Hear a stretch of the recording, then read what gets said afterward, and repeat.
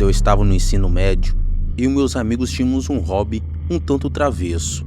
Como adolescentes um tanto rebeldes, gostávamos de fazer algumas brincadeiras. Não éramos bagunceiros, não nos envolvíamos com coisas ilícitas e definitivamente não intimidávamos ninguém na escola. Na verdade, o que gostávamos mesmo era assustar os novos pais mexendo nos monitores de bebê deles. Éramos um grupo um tanto irritante, que achava que podia escapar de qualquer coisa impune, como se fosse invulnerável. No entanto, uma noite, aprendi uma lição valiosa e percebi que não era tão invencível quanto meu ego adolescente me fazia pensar.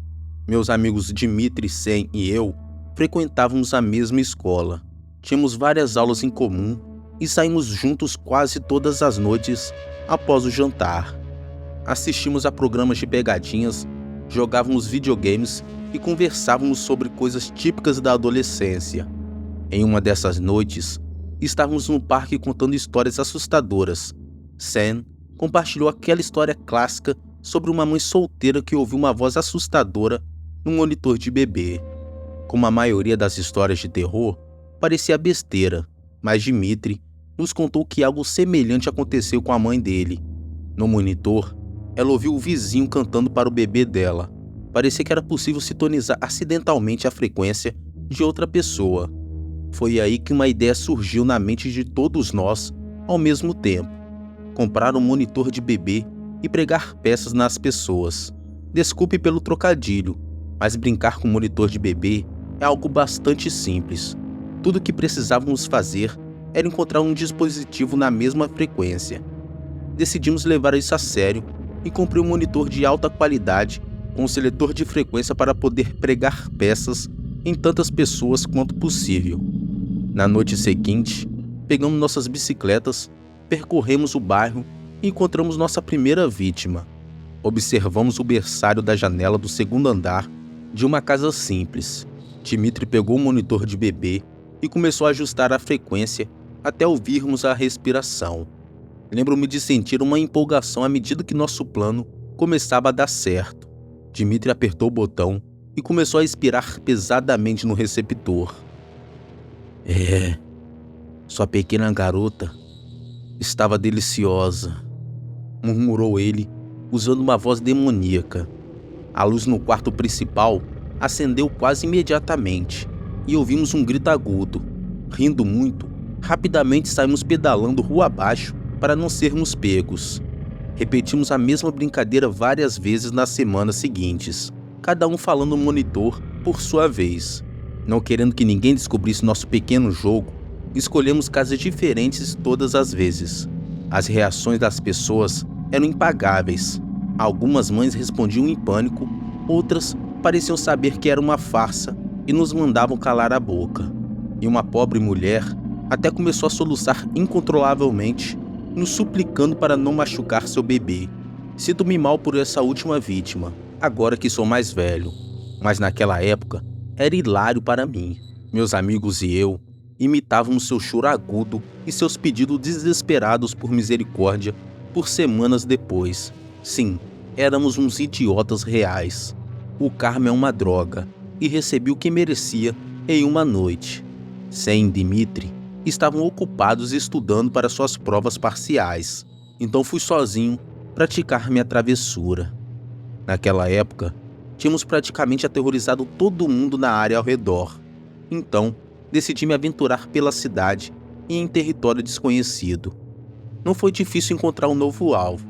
Você só precisa procurar carros com assentos de bebês, casas com cortinas temáticas de desenhos animados, excessivamente coloridas ou brinquedos deixados no quintal. Encontrei uma casa que atendia a todos os 3 critérios e estacionei a minha bicicleta fora de vista. Brincando com o sintonizador, eventualmente encontrei a frequência certa. Eu podia ouvir o som do bebê roncando muito suavemente. Um sorriso astuto se abriu em meus lábios e meu coração começou a bater com empolgação. Era a minha vez de brilhar. Ei, eu estou te observando, sussurrei no monitor, usando a voz mais sinistra que eu poderia fazer. A casa permaneceu escura e sem vida. Eu imaginei que os donos da casa não tinham me ouvido. É, eu estou de pé sobre a sua cama, observando e esperando. Eu vou pegar você, eu disse, mais alto desta vez. Nada, apenas o som dos grilos cantando e o ocasional rugido abafado de um carro passando pela rua. Era um pouco estranho. Normalmente, os pais reagiam muito mais rápido do que isso. Comecei a me sentir um pouco nervoso e um tanto exposto. Sabe, como quando você percebe de repente que alguém está te encarando? Bem, era essa sensação que eu estava sentindo naquele momento. Já estava ficando tarde e eu tinha uma longa pedalada para casa.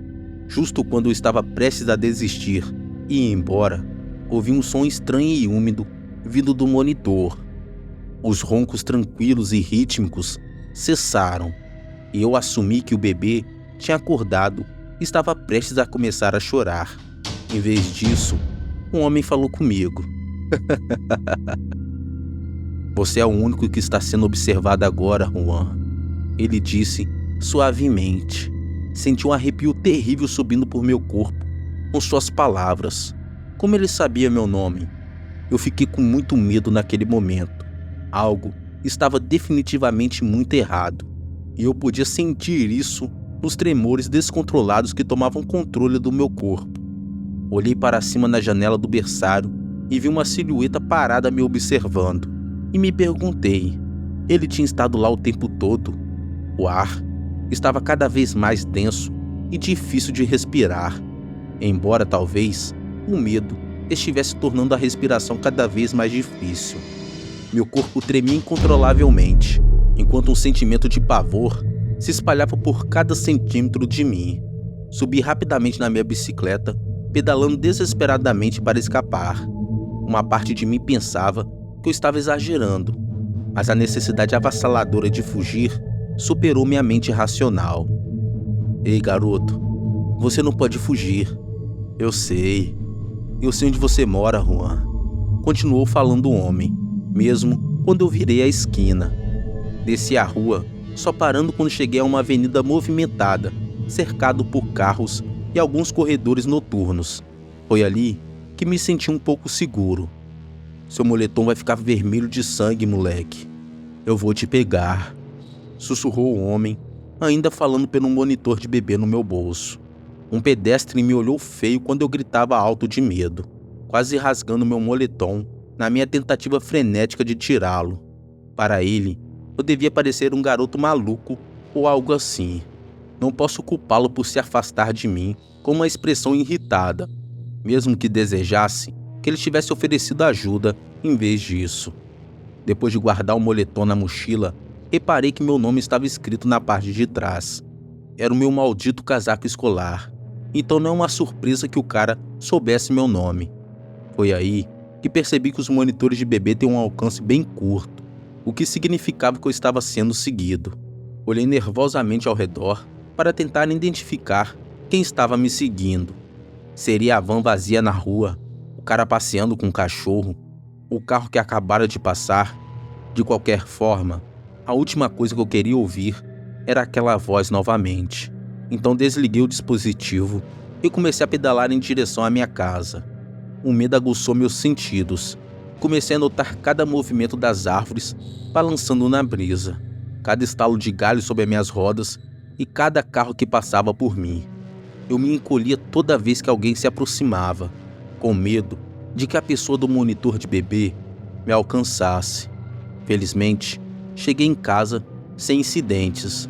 Estacionei a bicicleta na minha garagem e subi as escadas para o meu quarto. Em um movimento descuidado, joguei minha mochila e o monitor de bebê no canto do meu quarto e mergulhei sob minhas cobertas como um nadador olímpico. Não importa a idade que você tenha, nada parece mais seguro do que estar debaixo do seu cobertor. Fechei os olhos, esperando conseguir me acalmar o suficiente para pegar algumas horas de descanso antes da aula. Mas então ouvi estática vindo do monitor do outro lado do quarto. Um monitor que deveria estar desligado. Ei, Juan, tenha bons sonhos, meu garoto, disse a voz que ainda assombra meus pesadelos. Não dormi nem um piscar de olhos naquela noite.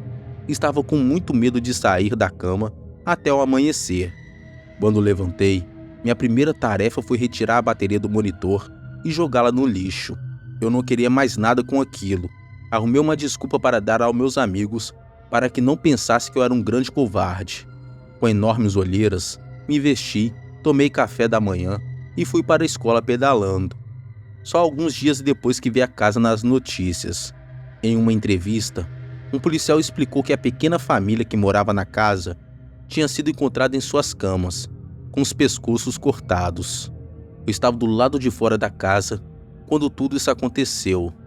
O assassino me ouviu no monitor de bebê e decidiu brincar comigo. Foi definitivamente um aviso, e agradeci aos meus astros da sorte por não ter sido brutalmente assassinado. Eu estava ocupado demais me sentindo grato por ter sobrevivido para me sentir mal pela família que não teve a mesma sorte. A empatia, como a sabedoria, vem com a idade. Agora, sendo adulto, com esposa e filha, eu realmente entendo as consequências dos meus atos e a gravidade da situação em que me coloquei quando era um adolescente tremendamente estúpido. Naquela noite terrível, pensei que tinha alcançado o ápice do medo, mas era apenas a ponta do iceberg. Como pai, agora sei que o medo prospera e se multiplica quando há algo mais precioso do que sua própria vida em jogo. Não posso afirmar com certeza se o assassino me encontrou novamente depois de todos esses anos, ou se uma nova geração de idiotas teve a mesma ideia que meus amigos e eu. Mas posso dizer que agora entendo o que é o verdadeiro terror. Na noite passada, ouvi algo no nosso monitor de bebê que gelou até minha alma, me aprisionando com um medo paralisante que duvido que vai me deixar. E aí, Juan? Eu ainda estou te observando, meu garoto. Boa noite.